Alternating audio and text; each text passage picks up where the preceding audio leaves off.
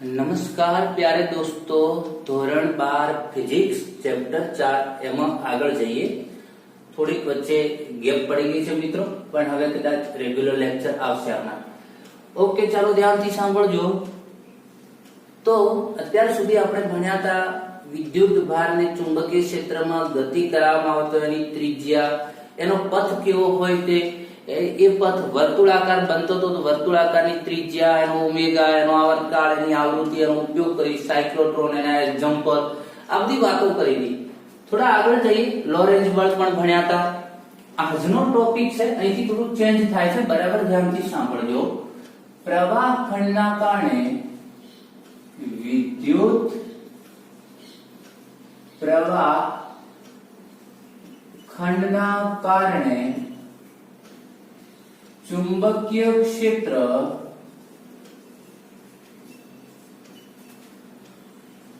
અને બાયો-સાવરનો નિયમ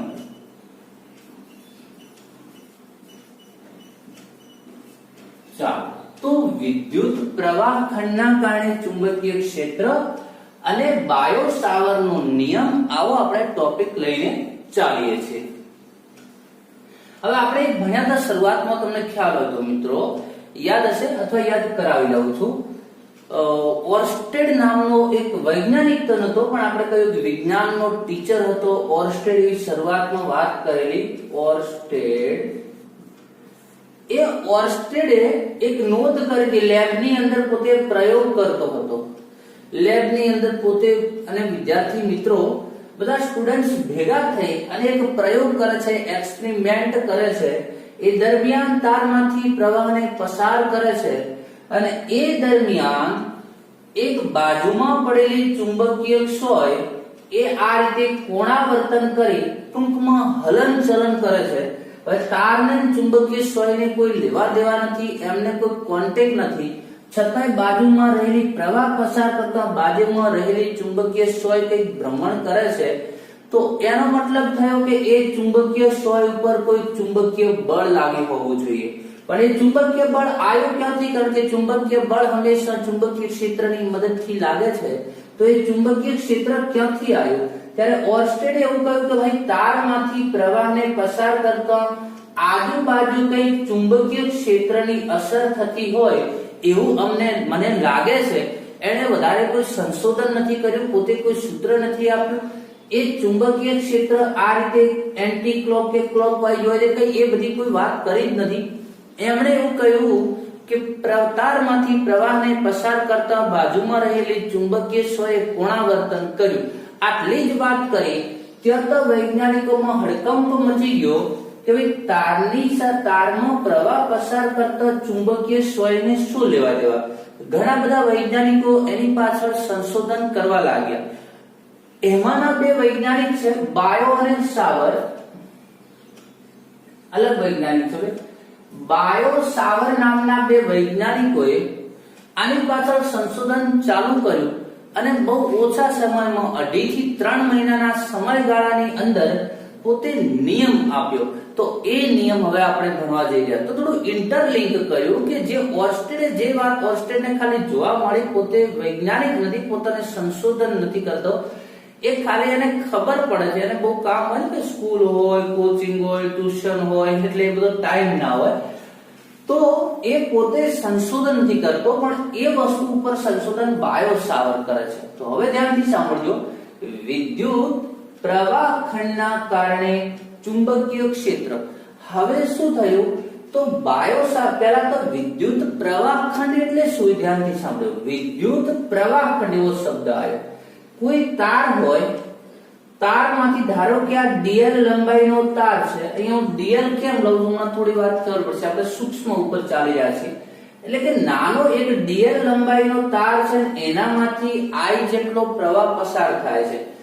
તો ડીએલ એ તારની લંબાઈ છે, આઈ એ તારની અંદરથી પસાર થતો પ્રવાહ છે.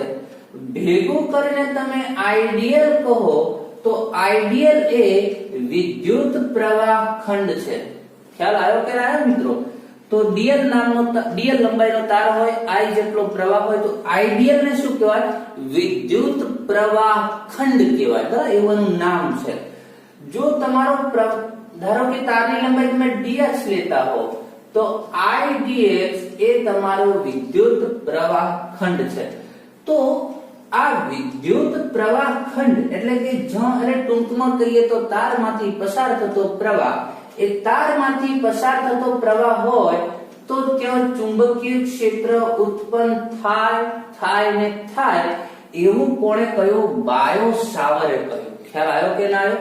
તો બાયો સાવરે શું કહ્યું કે જ્યાં હવે ધ્યાનથી સાંભળજો, બાયો સાવર જે કહે છે તે જ્યાં પ્રવાહ ત્યાં ચુંબકીય ક્ષેત્ર, જ્યાં પ્રવાહ ત્યાં ચુંબકીય ક્ષેત્ર. એમને કહ્યું કે કોઈ પણ તારમાંથી પ્રવાહને પસાર કરતા એની આજુબાજુ ચુંબકીય ક્ષેત્ર ઉત્પન્ન થાય છે એવી એમણે સ્પષ્ટ વાત કરી. એવું આપણે શરૂઆતમાં પણ બોલી ગયા હતા, તારમાંથી પ્રવાહ પસાર કરવામાં આવે તો ચુંબકીય ક્ષેત્ર ઉત્પન્ન થાય છે, પણ એટલી કન્ફર્મ વાતો કોણે કરી?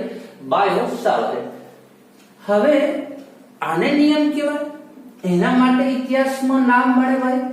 ના. ચુંબકીય ક્ષેત્ર ઉત્પન્ન થાય આપણને એમ થાય એ તો ઓર્સ્ટેડે કહ્યું, તેમાં બાયો સાવરે શું નવું કર્યું? એમણે સૂત્ર આપ્યું, ન્યુમેરિકલ એડ કર્યું. અને કોઈ ફિઝિક્સની અંદર જ્યારે એનું સૂત્ર બને, ન્યુમેરિકલ એડ થાય તો જ એ કામનું છે, એ મહત્વનું છે, એનો ઉપયોગ કરી શકાય, બાકી કોઈ કામનું નથી. તો બાયો સાવરે એનું સૂત્ર આપ્યું. ધ્યાનથી સાંભળજો. એમને કહ્યું કોઈ તાર છે, સુરેખ તાર નથી લીધો, ધ્યાનથી સાંભળજો. આવો કોઈ તાર છે, એમણે કહ્યું XY નામનો તાર છે, એની અંદરથી I જેટલો પ્રવાહ પસાર થઈ રહ્યો છે. અને આ આપણે ખંડ લઈ લઈએ. ચાલો, ખંડને લંબરૂપે ધારો કે આખા તારનું ચુંબકીય ક્ષેત્ર નથી શોધવું. કેમ આખા તારનું નથી શોધવું એમને બસ સમજાવો. ધારો કે આપણી જોડે એક ખંડ છે, જે ખંડ ધારો કે dl જેટલો ખંડ છે, dl લંબાઈનો ખંડ લીધો. આ ખંડના કારણે મારે એનાથી r જેટલા અંતરે આવેલા p બિંદુએ ચુંબકીય ક્ષેત્ર નક્કી કરવું છે. બરાબર, ધ્યાનથી સાંભળજો. અહીંયા લઈ લઉં p બિંદુ. p બિંદુએ આવે આ તારથી r અંતરે આવેલા p બિંદુ આગળ મારે એનાથી ચુંબકીય ક્ષેત્ર શોધવું છે, નક્કી કરવું છે. બરાબર, ધ્યાનથી સાંભળજો. શું કામ ચુંબકીય ક્ષેત્ર મળશે? તો કે તાર છે, તારમાં પ્રવાહ છે. પ્રવાહ હોય એટલે આજુબાજુ ચુંબકીય ક્ષેત્ર ઉત્પન્ન થાય. ઓર્સ્ટેડને ખાલી જોવા મળ્યું તો બાયો સાવરે એ લોકોનો પ્રયોગ કરીને કન્ફર્મ કર્યું. તો આના કારણે ઉદ્ભવતું ચુંબકીય ક્ષેત્ર નક્કી કરવું છે ભાઈ. ઓકે, તો આ dl ની દિશા ક્યાં હોય? તો કે એના સ્પર્શકની દિશામાં હોય. કોઈ પણ આવો વક્ર હોય તેની દિશા હંમેશા એના સ્પર્શકની દિશામાં હોય છે ભાઈ. ઓકે, ચાલો.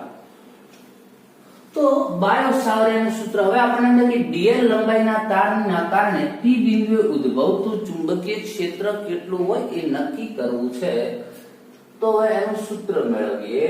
આકૃતિમાં દર્શાવ્યા પ્રમાણે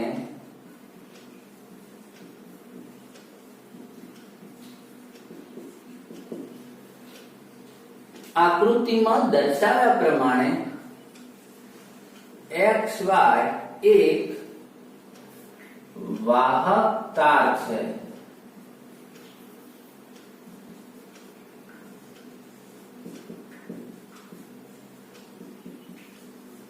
તેમાંથી I પ્રવાહ વહે છે, તેનામાંથી I જેટલો પ્રવાહ વહે છે. તેમાં એક dl ખંડ લઈ તેનાથી r અંતરે આવેલા બિંદુ P આગળ ચુંબકીય ક્ષેત્ર નક્કી કરવું છે. ચલો તેનાથી આ અંતરે આવેલા બિંદુ P આગળ ચુંબકીય ક્ષેત્ર નક્કી કરવું છે. ઓકે, ચાલો તો બાયો સાવરના નિયમ મુજબ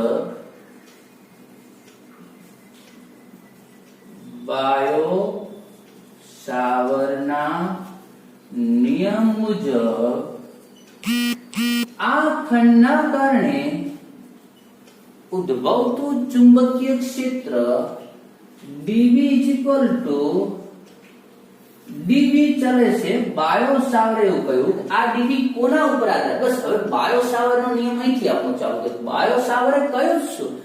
બાયો સાવરે કહ્યું કે આ ખંડના કારણે ઉદ્ભવતું ચુંબકીય ક્ષેત્ર એ હોય છે I dl cross r upon r cube ના સમપ્રમાણમાં. ખ્યાલ આવ્યો? આઈડિયલ ક્રોસ તમે તો ક્યાંથી આવ્યું ભાઈ? એની કોઈ સાબિતી નથી. એ બાયો સાવરને મળ્યું, એમણે બુકમાં લખ્યું, મેં એમને ભણ્યા, બુક વાંચી અને ખ્યાલ આવ્યો. ડીબી ચાલે છે ideal cross r upon r cube. r સદિશ સ્વરૂપ એટલે આ પણ સદિશ સ્વરૂપ પણ તીર નથી કરતા તમારી બુકમાં. આપણે કરી દઈએ જો સદિશને દર્શાવવા માટે આમ તીર કરવામાં આવતા હોય છે. r શું? I એટલે ખંડમાંથી વહેતો પ્રવાહ, dl બોલે તો ખંડની લંબાઈ અને r એટલે a dl થી જે બિંદુએ ચુંબકીય ક્ષેત્ર નક્કી કરવું છે તે અંતર છે. ઓકે, ચાલો હવે એક ચલન નિશાની દૂર કરી અને અચળાંક મૂકીએ તો dB is equal to mu0 upon 4 pi IDL cross R upon R cube. ચાલો આ અચળાંક આવ્યો. આવો અચળાંક? હા, એવો અચળાંક છે મિત્રો. mu0 upon 4 pi. mu0 શું છે? તો mu0 છે માધ્યમની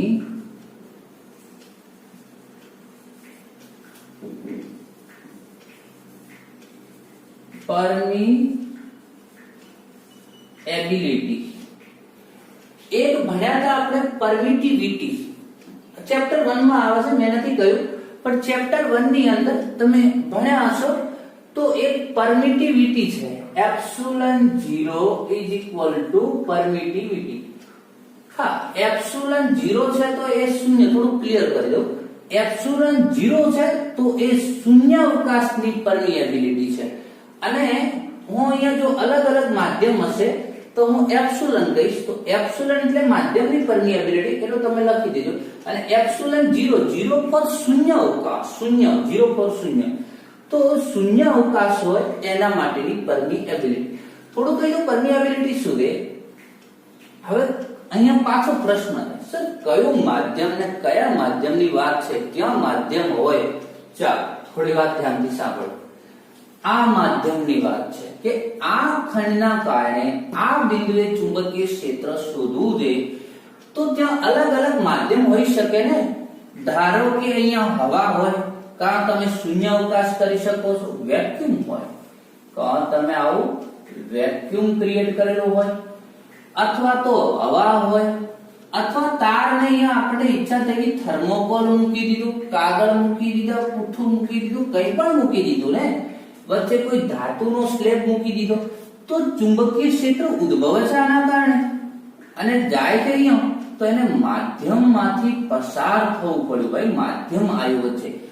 આ તમારે જે ખંડના કારણે, જે તારના કારણે ચુંબકીય ક્ષેત્ર નક્કી કરવું છે એ તાર અને જે બિંદુએ ચુંબકીય ક્ષેત્ર નક્કી કરવું છે તે બિંદુ, એની વચ્ચે જે માધ્યમ હોય, જે મીડિયમ હોય, એ માધ્યમની પરમિએબિલિટીની વાત થઈ રહી છે. ખ્યાલ આવ્યો કે નહીં મિત્રો? ઓકે, ચાલો હવે તો તો એ માધ્યમની પરમિએબિલિટી છે. હવે પાછો એક પ્રશ્ન થાય, ચાલો માધ્યમ સમજાઈ ગયું, પણ માધ્યમની પરમિએબિલિટી એટલે શું? પાછો ઘરે પ્રશ્ન થાય કે માધ્યમનો એવો ગુણધર્મ જે ચુંબકીય ક્ષેત્ર રેખાઓને કેટલું સરળતાથી પસાર થવા દે છે એને કહીશું એની પરમિએબિલિટીનું મૂલ્ય. ધ્યાનથી સાંભળો, ચુંબકીય ક્ષેત્ર રેખાઓને કેટલા પ્રમાણમાં પોતે સરળતાથી પસાર થવા દે છે એને આપણે કહીશું એની પરમિએબિલિટી. ઓકે, ચાલો. તો જો અહીંયા કોપર હોય તો કોપરની પરમિએબિલિટી, થર્મોકોલ મૂક્યું થર્મોકોલની પરમિએબિલિટી, લોખંડ મૂક્યું લોખંડની પરમિએબિલિટી. Okay, clear? ચાલો આગળ જઈએ. એનું મૂલ્ય પણ હોય છે μ0, એટલે કે જો શૂન્યાવકાશ હોય તો એના માટેનું મૂલ્ય નક્કી કરેલું છે 4 પાઈ ગુણ્યા 10⁻⁷. એકમ તમારા ઉપર છોડું, તમારે એકમ બનાવવાનો છે, પણ આ સૂત્ર ઉપરથી નહીં, હમણાં હું કહું એના પછી બનાવજો. ચાલો, તો આને આમ પણ લખી શકાય,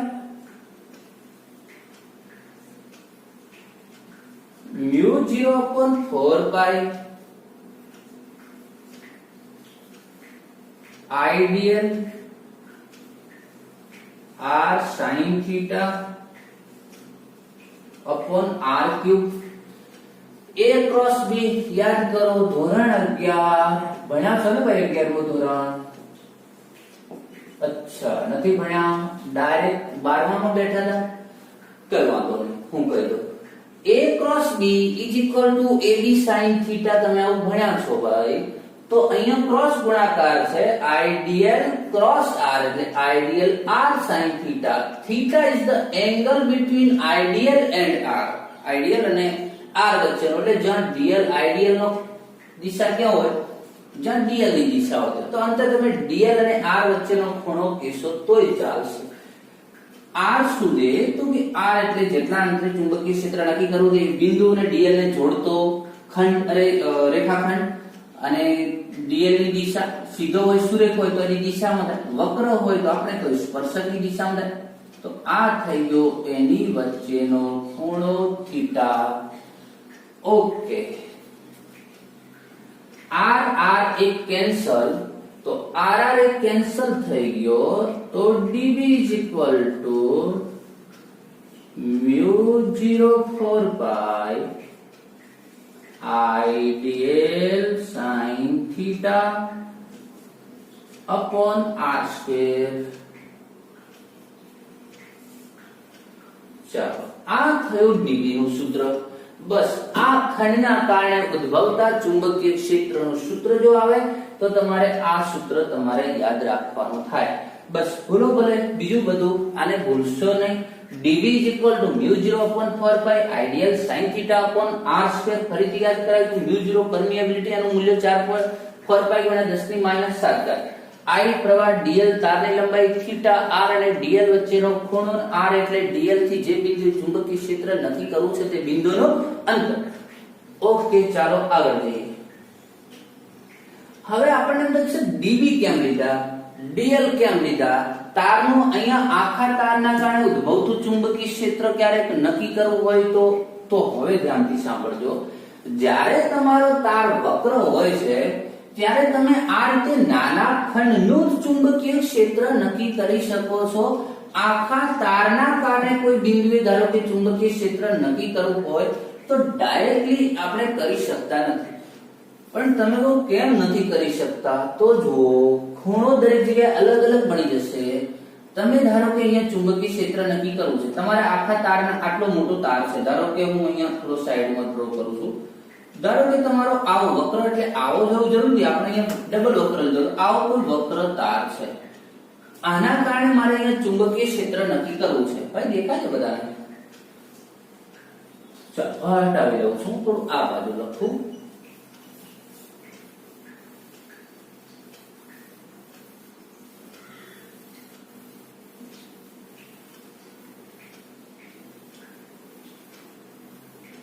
ધારો કે મારી પાસે આવો તાર છે અને મારે અહીંયા ચુંબકીય ક્ષેત્ર નક્કી કરવું છે, તો અહીંયા હું આ બિંદુએ ચુંબકીય ક્ષેત્ર નક્કી કરવું એક ખંડ જ લેવો પડશે. કેમ? જો દરેક જગ્યાએ r અને dl વચ્ચેનો ખૂણો અલગ અલગ થઈ જશે આખા તાર માટે. ધારો કે તારના મધ્ય બિંદુથી r છે, તો તમે જો અહીંયા આનો સ્પર્શક આ બાજુ આવ્યો, અહીંયા આનો સ્પર્શક આ બાજુ, અહીંયા સ્પર્શક આ બાજુ, અહીંયા સ્પર્શક આ બાજુ.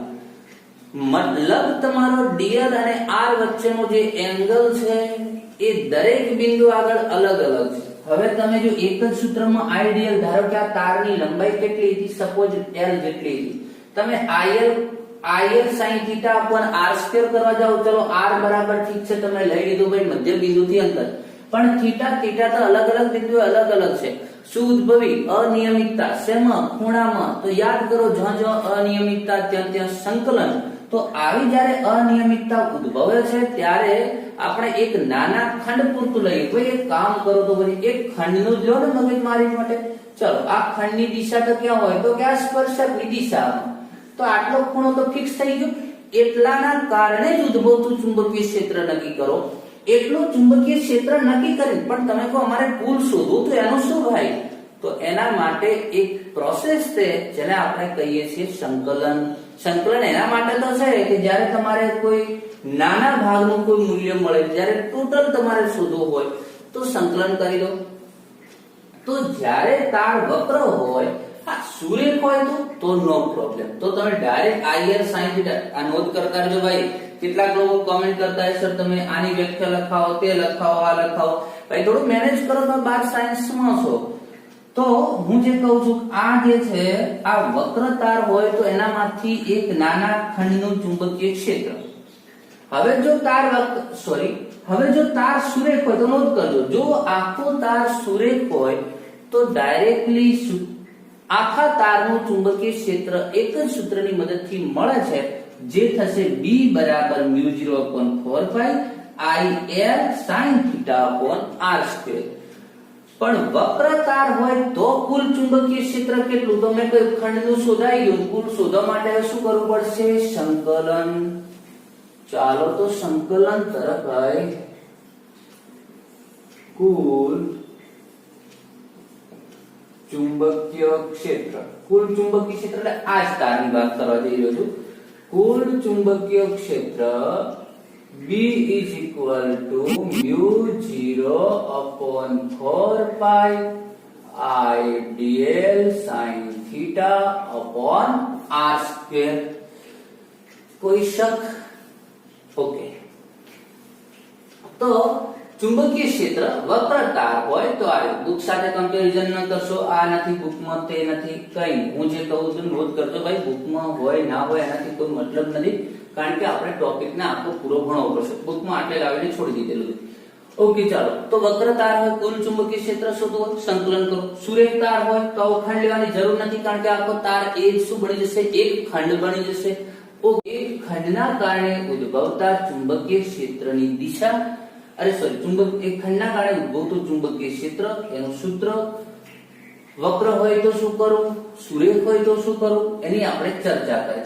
આના પછીનું એક ઉદાહરણ આવે છે, મને ડાયરેક્ટ એનો ક્રમ કોઈ યાદ નથી, પણ કદાચ ટ્રાય કરજો, અથવા તો નેક્સ્ટ લેક્ચરમાં હું એનો ક્રમ કહી દઈશ કે તમારે કયું ઉદાહરણ. આ ખંડનું જ છે. ડાયરેક્ટ તમને ખંડનું મૂલ્ય dl આપ્યું છે, i આપ્યું છે, અને આ રીતે ડાયરેક્ટ ગણતરી કિંમતો મૂકીને સાદુરૂપ આપવાનું. છતાં પણ આના પછીનું ઉદાહરણ જે આ થિયરી પૂરી થાય એના પછી જે ઉદાહરણ આવતું હોય એ ગણવાનું થાય છે. તો આજની વાર્તાને અને બીજું તમારે એકમ અહીંથી મેં કહ્યું ક્યાંથી બનાવજો, અહીંયાથી બનાવજો μ0 નું. 4π ને કોઈ એકમ ના હોય, એ તો એક અચળ સંખ્યા છે, બાકીનાને કરતા બનાવો. r² dbr² upon idl sin θ પણ મૂલ્ય થઈ જશે અને એકમનો idl નીચે આવશે. તો આ રીતે i નો એકમ એમ્પિયર, dl એટલે લંબાઈ છે એનો એકમ મીટર, r² નો મીટર સ્ક્વેર, db ચુંબકીય ક્ષેત્ર એનો એકમ ટેસ્લા. બનાવી મૂકી દીધો, તમને એકમ મળી જશે. એવું કામ થોડું જાતે હેન્ડલ કરતા શીખી જવાનું. ઝડપથી ફટાફટ એકમ બનાવવાનો, એમાં કોઈ અડધો કલાક નહીં કાઢવાનો. કેટલાક લોકો બેસીને જાણે એકમ બનાવ્યો એટલે બહુ મોટું કામ કરી દીધું. ભાઈ તમે 12 સાયન્સમાં તો એકમ બીજા બનાવવા, ફટાફટ બનાવો. તમારો એકમ જે બુક સાથે કમ્પેર કરો, આગળ જાઓ. ઓકે ચાલો. તો આજની વાર્તાને આટલા સુધી રાખીએ. મળીએ મિત્રો નેક્સ્ટ લેક્ચરમાં. ટાટા બાય.